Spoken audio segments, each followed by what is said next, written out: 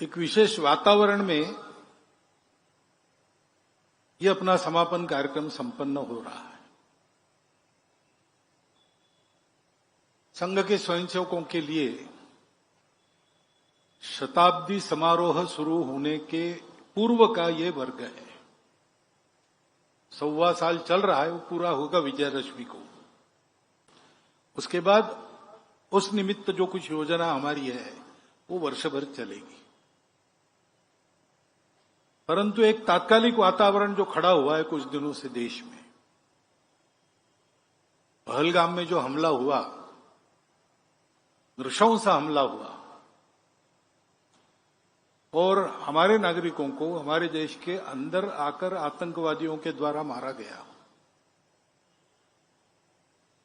तो स्वाभाविक सबके मन में दुख था, क्रोध था और अपराधियों को शासन होना चाहिए इसकी उत्कट इच्छा थी।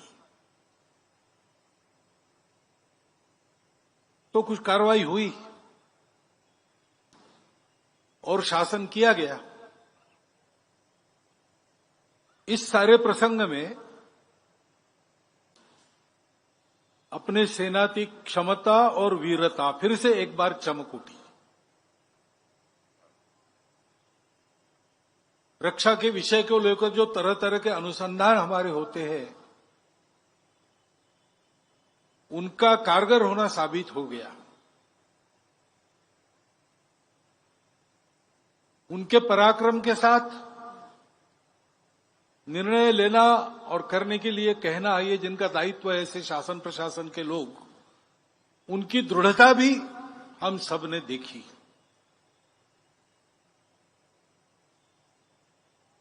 हमारे पूरे राजनयिक वर्ग में, सब दलों के राजनयिकों में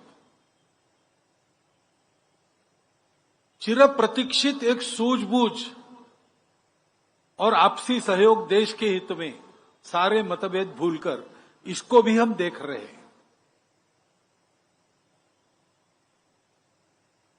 और संपूर्ण समाज ने अपनी एकता का एक बहुत बड़ा दृश्य खड़ा किया है।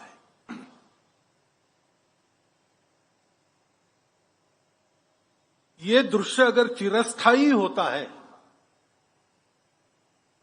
प्रसंग पुराना होने पर फीका नहीं पड़ता है और चलते रहता है, तो अपने देश के लिए ये बहुत बड़ा संबल है।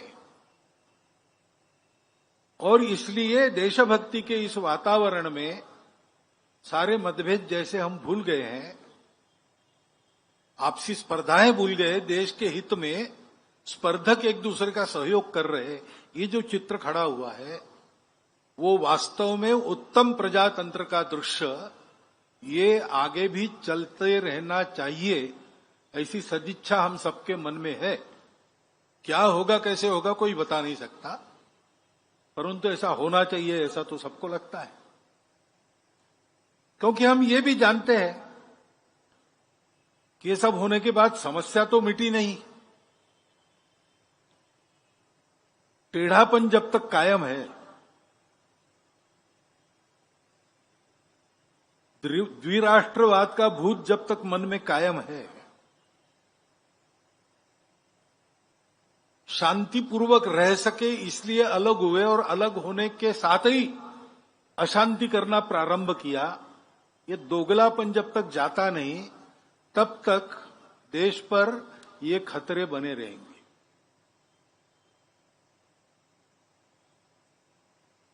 हम देखते हैं युद्ध के प्रकार भी बदले, आमने सामने लड़के नहीं जीत सकते तो 1000 कट्स की पॉलिसी, आतंकवाद को सहारा देकर उसके जरिए लड़ना, साइबर वॉर से लेकर सारी बातें, एक प्रकार से एक छद्म युद्ध, प्रॉक्सी वॉर, ये सतत चल रहा है। बार बार शासन करने के बाद भी, बार बार सारी दुनिया ने कहने के बाद भी ये बात जाती नहीं है। और युद्ध के प्रकार आजकल बदल गए। आमने सामने आकर लड़ना, जो जीतेगा वो सिकंदर, ये नहीं रहा। अपने घर में बैठकर ही बटन दबाकर इधर ड्रोन्स छोड़े जा सकते हैं। युद्ध की नई नई तकनीकें आ रही है। ये सारी स्थिति हमारे सामने आई है। इस निमित्त दुनिया के देश क्या क्या करते हैं, क्या क्या जो उन्होंने किया है, उनकी भी परीक्षा हो गई है।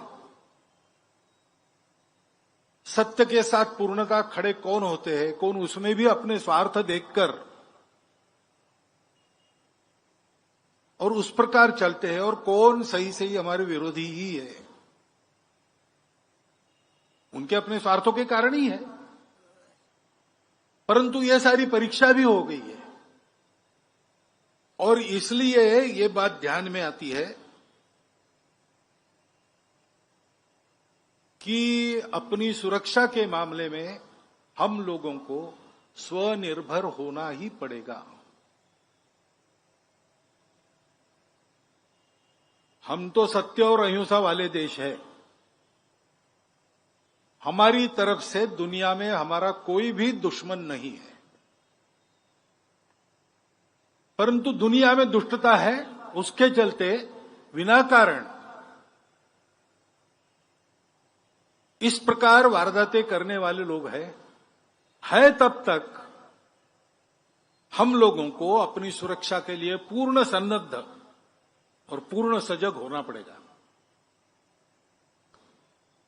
नई नई प्रकार की तकनीक, उसका अनुसंधान होना चाहिए। सेना प्रमुख ने कह दिया कि सारे अनुभव का हम भी विचार कर रहे हैं, हमको कहां कहां और आगे बढ़ना है, क्या क्या करना है, ये सब चलना चाहिए।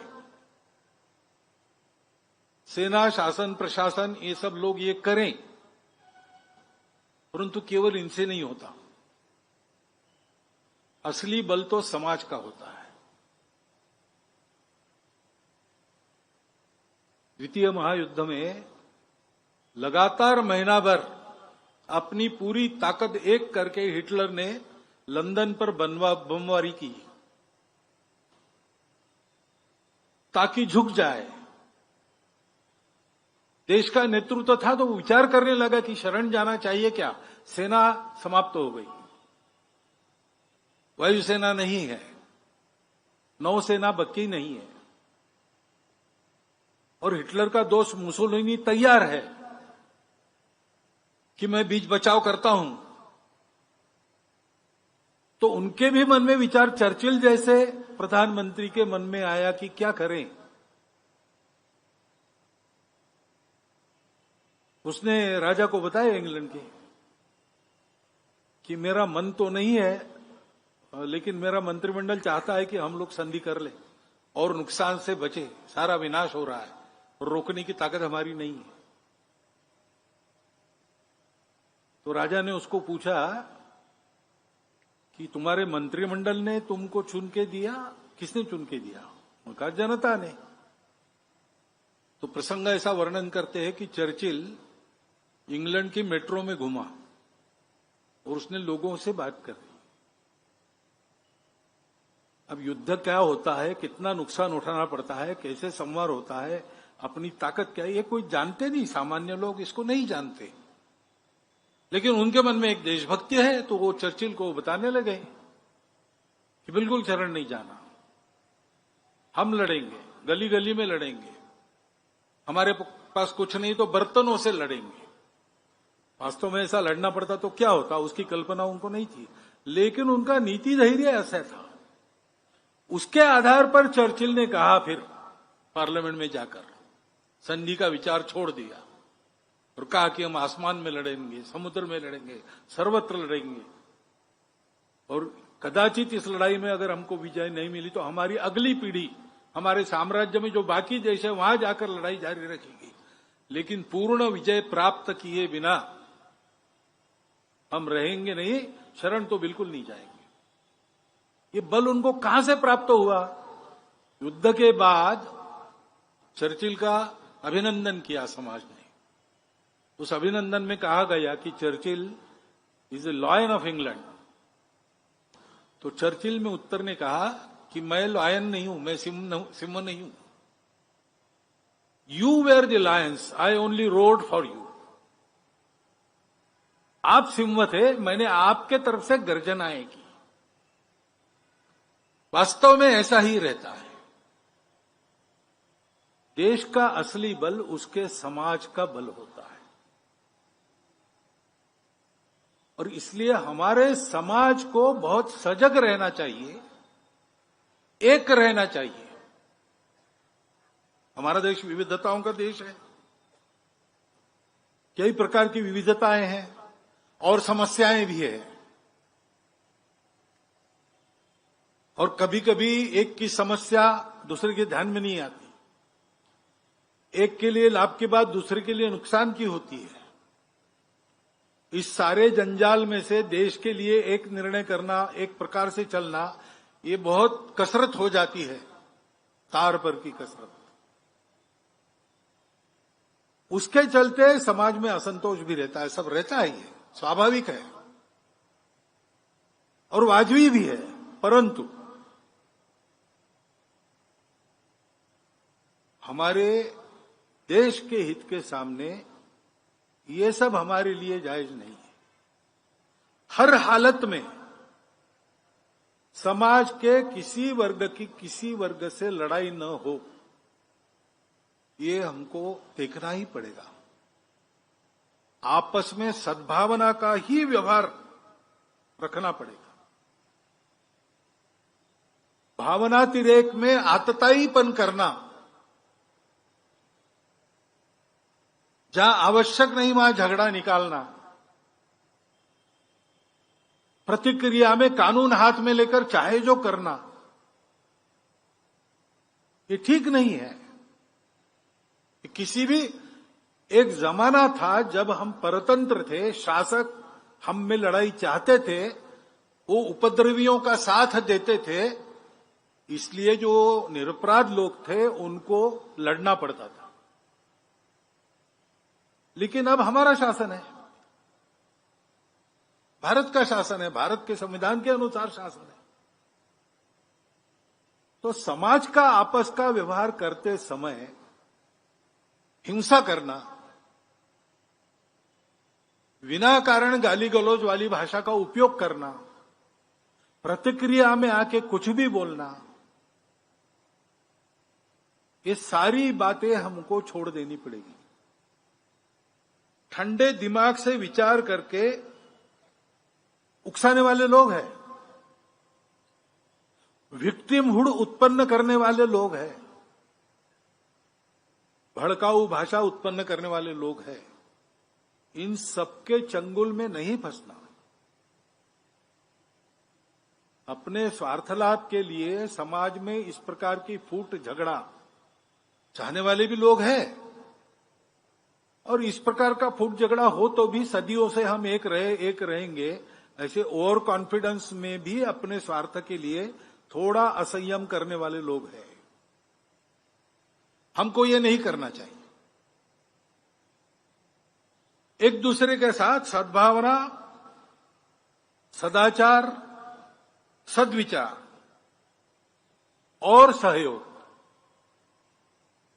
करने की आवश्यकता है, क्योंकि अपने स्वार्थ लाभ के लिए समाज में इस प्रकार की फूट झगड़ा चाहने वाले भी लोग हैं, और इस प्रकार का फूट झगड़ा हो तो भी सदियों से हम एक रहेंगे, ऐसे ओवर कॉन्फिडेंस में भी अपने स्वार्थ के लिए थोड़ा असंयम करने वाले लोग हैं। हमको ये नहीं करना चाहिए। एक दूसरे के साथ सद्भावना, सदाचार, सद्विचार और सहयोग करने की आवश्यकता है, क्योंकि हम सब लोग इस देश के अलग अलग भाषाओं के बोलने वाले, अलग अलग देवी देवताओं की पूजा करने वाले, अलग अलग खान पान रीति रिवाज वाले, अलग अलग हित संबंध आज जिनके उत्पन्न हुए विविधता के कारण, ऐसे हम सब लोग, हमारी जड़ें तो एकता में है, विविधता में नहीं है।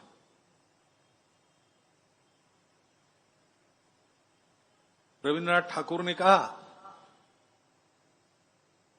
कि विविधता में एकता का परिचय देना और एकता के आधार पर विविधता का समन्वय करना सिखाने का काम ही भारत का प्रमुखता से धर्म है।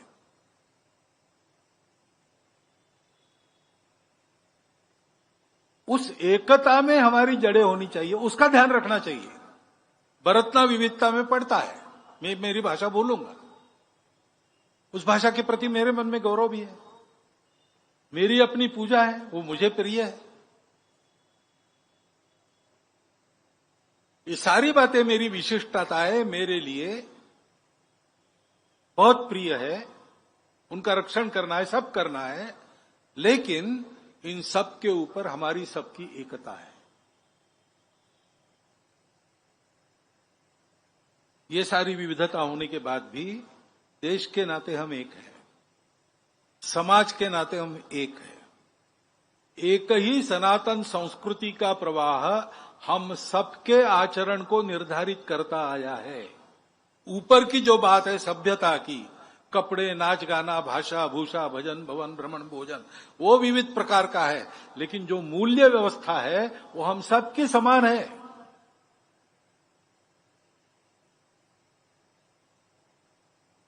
और पूर्वजों से हम एक है, हमारे कोई अलग अलग वंश नहीं है। ये भ्रम पैदा किया गया है अंग्रेजों द्वारा।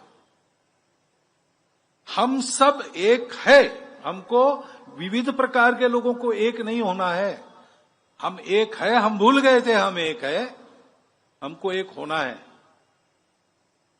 और वास्तव में सारा विश्व एक है, मानव एक है, उस एकता का भान सारी दुनिया को कराना है। यह हमारे सामने हमारे राष्ट्र के अस्तित्व का, हमारे भारत की नव स्वतंत्रता का, जो 15 अगस्त 1947 में हम स्वतंत्र हुए, उसका प्रयोजन क्या है? उसका प्रयोजन ये है, उसके लिए हमको तैयार होना है। विविधताओं को संभालते हुए, उनका स्वीकार करते हुए, उनका सम्मान करते हुए, एकता पर सबकी दृष्टि लाना और उसके आधार पर विकास का पथ मानव जाति का पुनर्निर्धारित करना, इसका उदाहरण भारत को दुनिया के सामने रखना है। दुनिया को उसकी आवश्यकता है। और इस दृष्टि से अभी जो बातें हमारे अतिथि महोदय के द्वारा रखी गई वो बड़ी महत्वपूर्ण है। हम सबको उसका विचार करना ही है। हम तो कर ही रहे हैं संघ के लोग। विकास और पर्यावरण का विरोध क्यों होना चाहिए? दोनों साथ साथ चल नहीं सकते क्या? चल सकते हैं, लेकिन एकता का विचार मन में रखकर सारी योजना बननी चाहिए।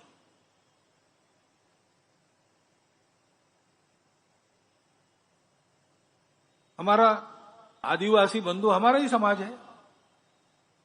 हमारे समाज में अनेक देवी देवता है। आपने कोड़ की बात करते समय कहा इतने सारे हैं, बराबर है। ये सब होने के बाद भी समाज के नाते हम एक हैं। तो अगर एक समाज है तो आपको ये कहने की जरूरत नहीं कि हमारी मदद कीजिए। संघ का काम ही है, संपूर्ण हिंदू समाज में संघ सबको मानता है। मैं कोड की बात नहीं कर रहा हूं, वो एक अलग विषय है, टेक्निकल विषय है। लेकिन समाज का ये अंग भी हमारा ही अंग है।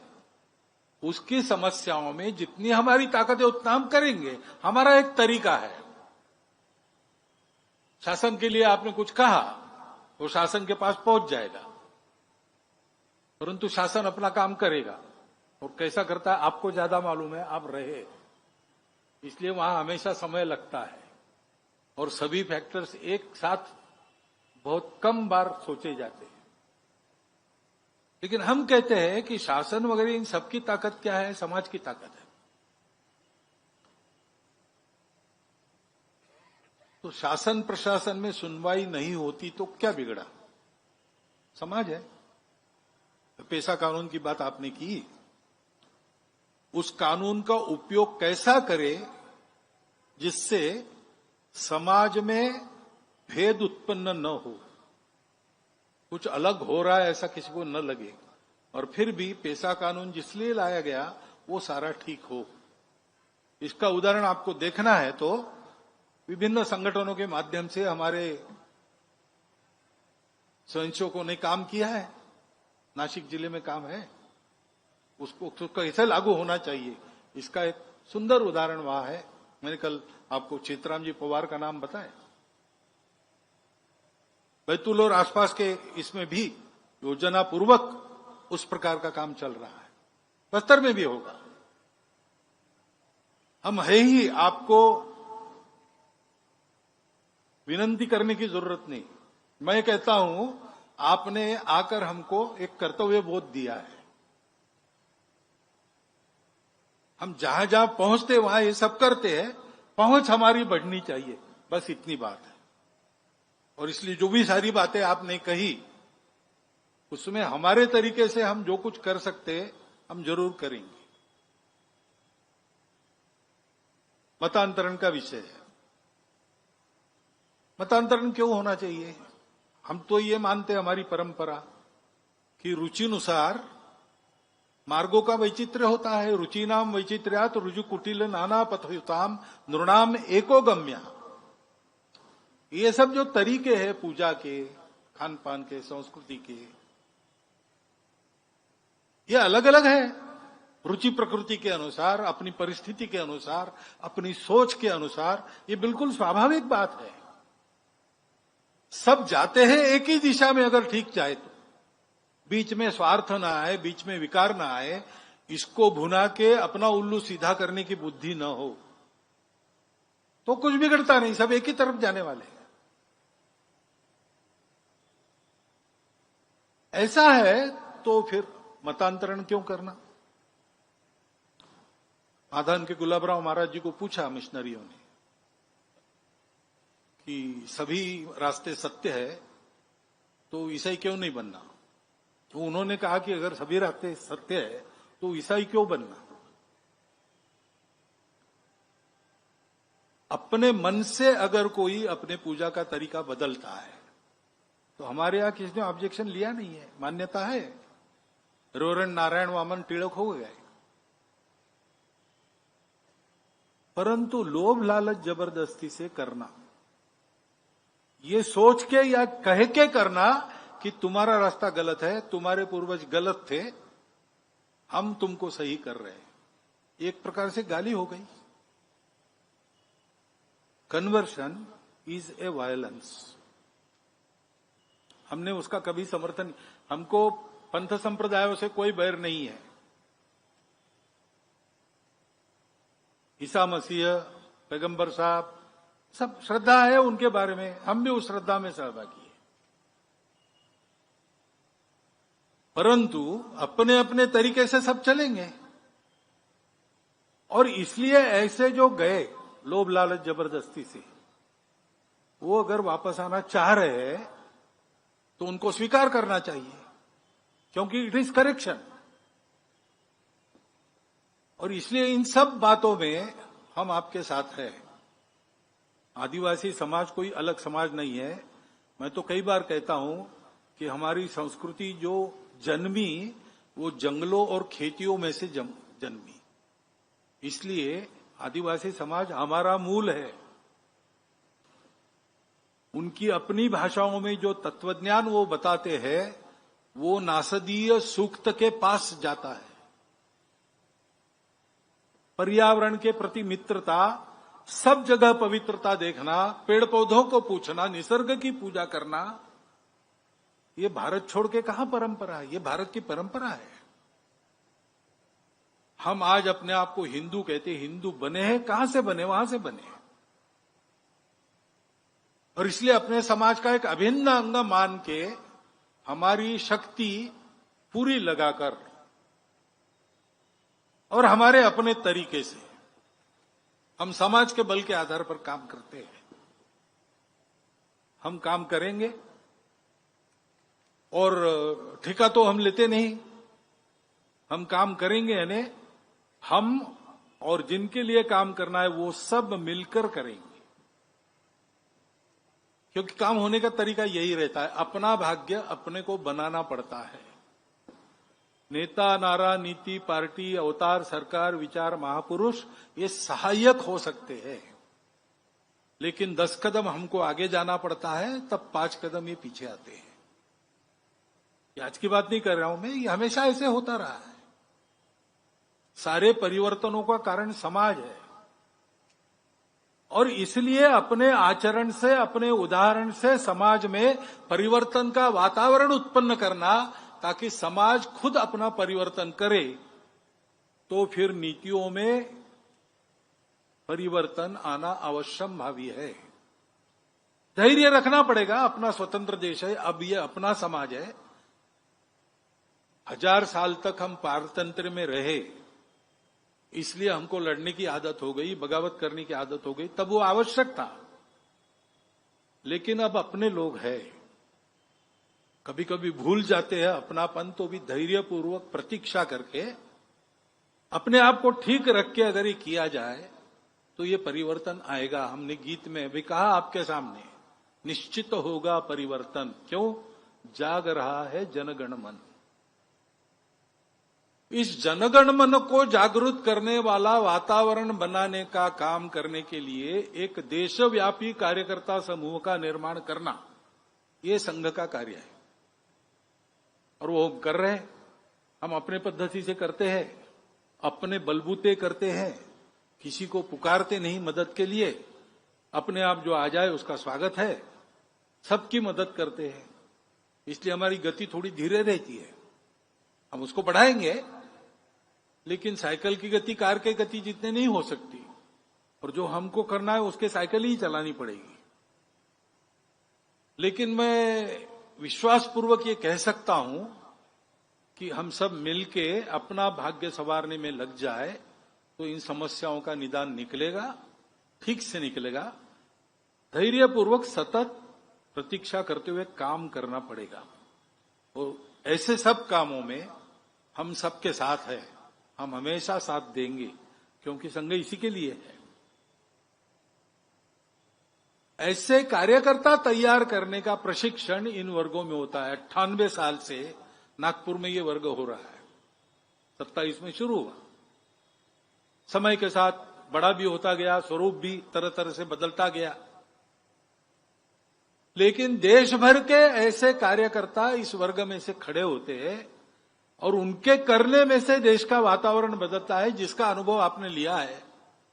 1925 में संघ स्थापना के समय समाज का मन कैसा था, वातावरण कैसा था, और आज संघ के 100 साल पूरे होते होते संघ के संदर्भ में समाज का मन कैसा है, वातावरण कैसा है।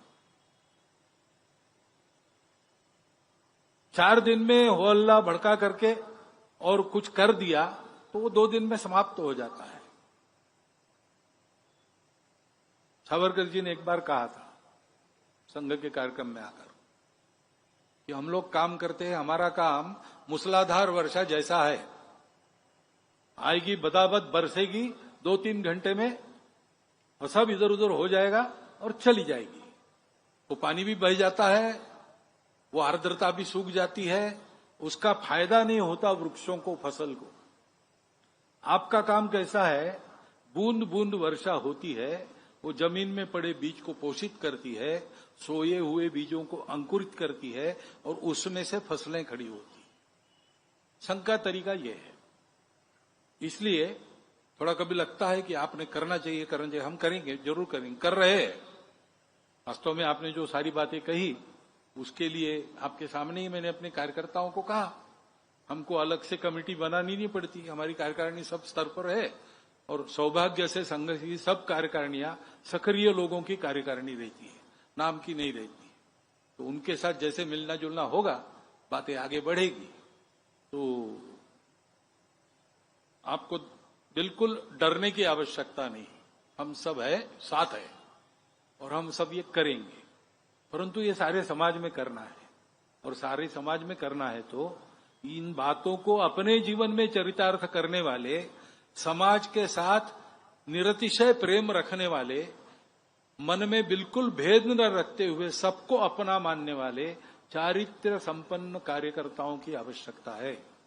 और वही कार्यकर्ता निर्माण का काम संघ कर रहा है।